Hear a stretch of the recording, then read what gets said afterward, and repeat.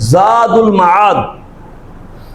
اور یہ جو کتاب ہے یہ کتاب معمولی بندے نے نہیں لکھی، یہ کتاب لکھی ہے امام ابن قیم نے. اور امام ابن قیم جو ہے یہ جو میلاد کے منکرین ہیں جو طرح طرح کی کتابیں لکھتے ہیں، طرح طرح کے فتوے لگاتے ہیں، یہ ان کا بڑا امام ہے. بات سمجھ میں آ رہی ہے؟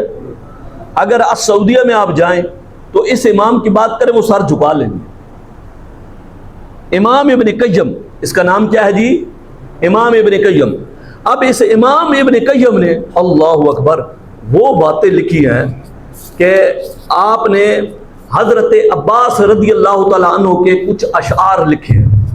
میں جلدی جلدی سے آپ کے سامنے پڑھ کر آپ سے داد وصول کرنا چاہتا ہوں. گج کے کہو سبحان اللہ.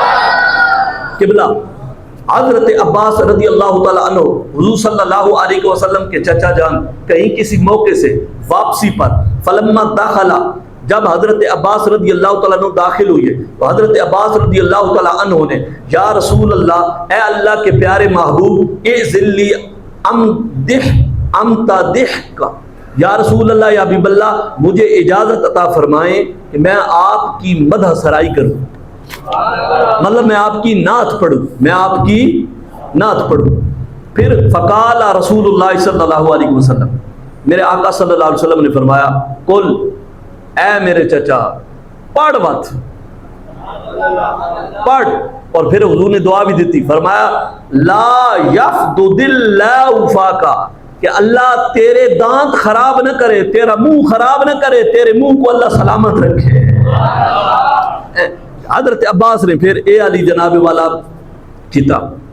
ہن حضرت عباس شروع ہو گئے اور حضرت عباس پڑھن لگ گئے.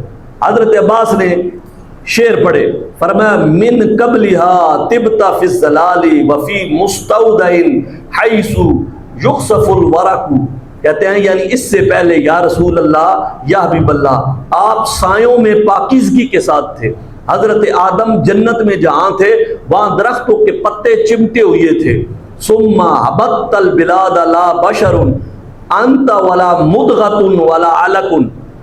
اچھا اے او مولوی ہتھے انہاں ہارٹ اٹیک ہو جائے گا. اے حضرت عباس دی گل سن کے ہارٹ اٹیک، او تو کتاب بھی انہاں دی سمجھ آئی، جڑے آخدے نبی پاک ساڈے جے بس بشرن. حضرت عباس کی کہہ رہے ہیں، سنو حضرت عباس کہتے ہیں کہ پھر شہروں کی طرف آپ اتر آئے. اس وقت نہ آپ بشر تھے، نہ گوشت کا ٹکڑا تھے، اور نہ جمع ہوا خون تھے. جب آپ آئے آپ بشر تھے ہی نہیں.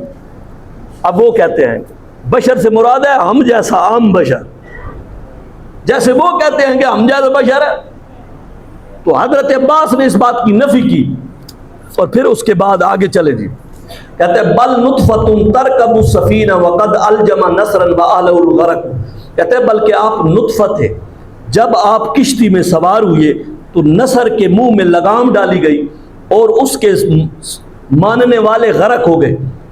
تنقل من صالب الى رحم اذا مضى عالم بدا طبق. کہتے ہیں آپ پاک پشتوں سے پاک رحموں کی طرف منتقل ہو رہے تھے. جب ایک زمانہ گزرتا دوسرے زمانہ اس طرح گزرتا چلا گیا تو آپ اے پاک پشتوں سے پاک رحموں میں منتقل ہوتے آئے ہیں، پاک رحموں میں منتقل ہوتے آئے. حتی احتوى بیتک المہیمن من خندفا علیا تحت النطق. اور پھر فرمایا کہ آپ حضرت خلیل کی پشت میں تھے جب انہیں آگ میں ڈالا گیا. جس کی پشت میں آپ ہوں اسے آگ کیسے جلا سکتی ہے؟ کہتا ہے وَأَنْتَ لَمَّا وُلِدْتَ أَشْرَقَتِ الْأَرْضُ وَضَاءَتْ بِنُورِكَ الْأُفُقُ. کہتے ہیں جس وقت حضور صلی اللہ علیہ وسلم کا میلاد ہوا وہ آپ کی میلاد کی برکت سے پوری روئے زمین روشن ہو گئی اور آسمان کے کنارے چمک اٹھے. آسمان کے کنارے چمک اٹھے. معلوم ہے حضور پیدا ہوئے تو نور برسا. پھر فرمایا کہ پھر ہم کیا کرتے ہیں؟ فرمایا کہ وَنَحْنُ فِي ذَلِكَ الضِّيَاءِ وَفِي النُّورِ وَسُبُلَ الرَّشَادِ وَنَحْتَرِقُ. اب یہ حضرت عباس کے اشعار ہیں یہ وہ اشعار ہیں جو حضرت عباس نے رسول اللہ سے اجازت لے کر حضور کی شان میں نعت پڑھی ہے.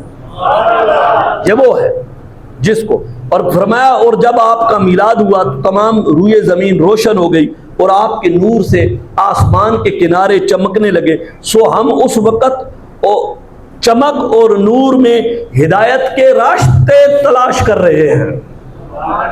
اس چمک اور نور میں ہدایت کے راستے.